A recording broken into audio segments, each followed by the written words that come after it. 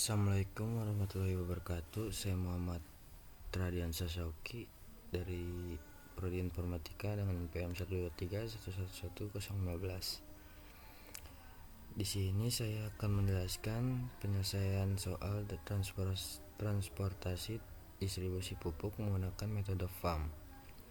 Nah, di sini soalnya yaitu gudang atau tujuan G1 sampai G3, T1 sampai T4. Di sini suplai barang dan demand. Nah, di sini nanti kita akan mencari biaya terkecil terlebih dahulu. Langsung saja ke tahap pertamanya.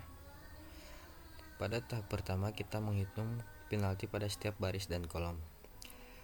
Penalti diperoleh dari selisih dua biaya terkecil. Untuk G1 ini biaya terkecilnya yaitu dari 8, 6, 10, 9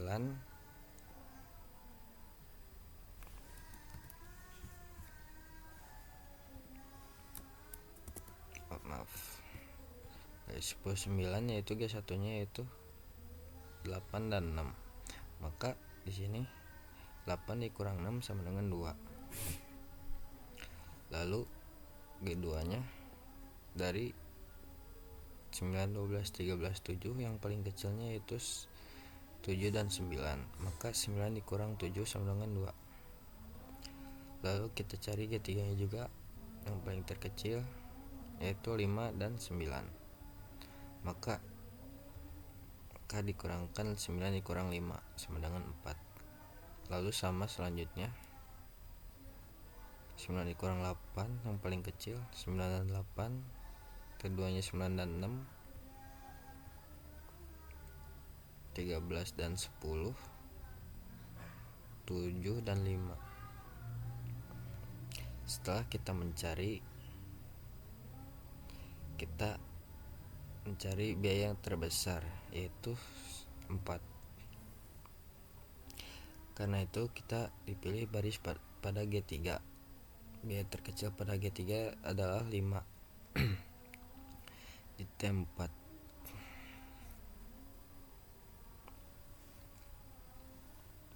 Suplai G3 adalah 100 dan demand T4 adalah 80. Maka dialokasikan diberikan 80 unit. Jadi G3 ke T4 sama dengan 80. Setelah dialokasikan, suplai G3 tersisa 20 dan demand T4 habis. Maka kalau lebih dari itu maka terjadi overload. Lalu langkah selanjutnya tahap kedua, kita menghitung tabel kembali pada kolom tanpa kolom T4. Kemudian kita hitung penalti, lalu kita hitung sama seperti tadi. Jadi yang terkecil dulu T1, seterusnya G1, G2 sampai G3.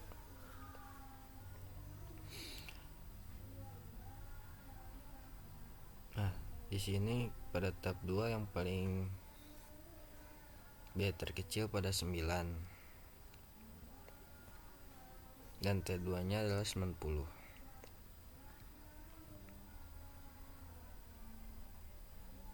Maka dialokasikan yaitu 20.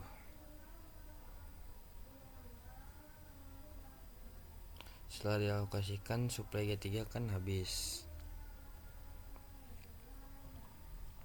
Maka baris G3 dicoret jadi 70. Jadi 90.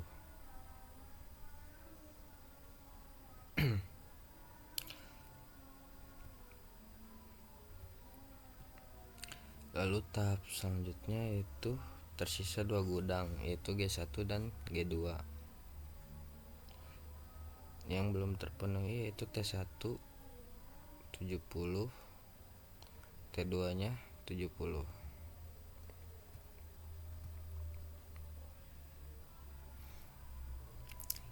Dan T3 nya 60.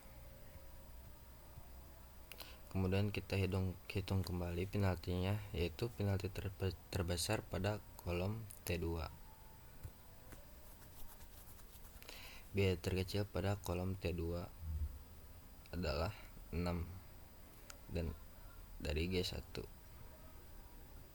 Suplai G1 adalah 120 dan demand T2-nya adalah 70. Maka dialokasikan diberikan 70 unit. Jadi G1 ke T2 itu sama dengan 70. Nah, setelah dialokasikan yaitu suplai G1 kan tersisa 50. Maka dan demand T2-nya habis. Karena demand T2 sudah terpenuhi, maka kolom T2 coret. Selanjutnya pada tahap keempat tersisa tujuan T1 dan T3.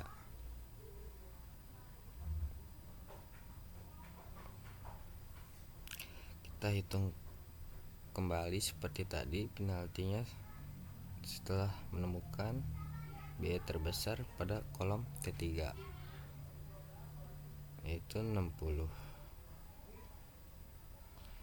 Maksudnya 10 pada G1. Suplai G1 kan tersisa 50 unit. Jadi G1 ke T3 itu 50.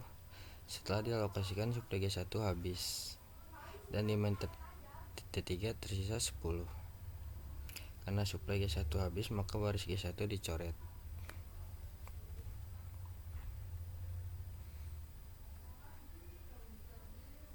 Lalu pada tahap selanjutnya hanya tersisa gudang G2. Demand yang belum terpenuhi yaitu pada kolom T1 sebanyak 70 dan G2 ke T3 dan T3 sebanyak 10. Karena hanya tersisa satu gudang, maka alokasikan dilakukan secara otomatis. G2 ke T1 yaitu 70 unit, G2 ke T1 yaitu 70,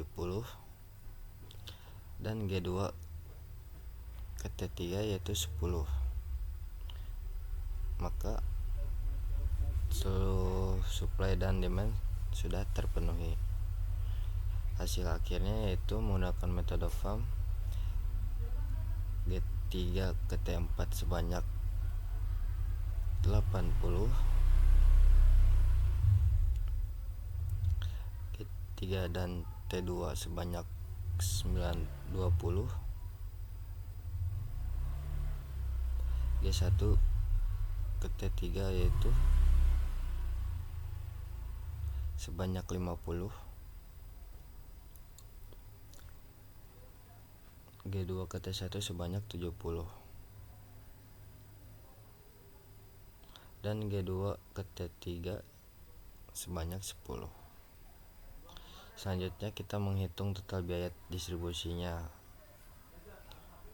Jadi kalau kita sudah menemukan, maka kita hitung biaya totalnya 80 kali 5 20 ditambah 20 kali 9 ditambah 70 kali 6 dan seterusnya. Maka hasilnya nanti akan keluar yaitu 2260. Hasil total biaya distribusinya yaitu 2260. Nah, metode FAM ini menghasilkan biaya distribusi yang lebih kecil dibanding metode NWC dan least cost, karena metode ini mempertimbangkan nilai penalti dan dalam menentukan alokasi distribusi. Sekian penjelasan dari saya, mohon maaf apabila ada kekurangan. Terima kasih. Wassalamualaikum warahmatullahi wabarakatuh.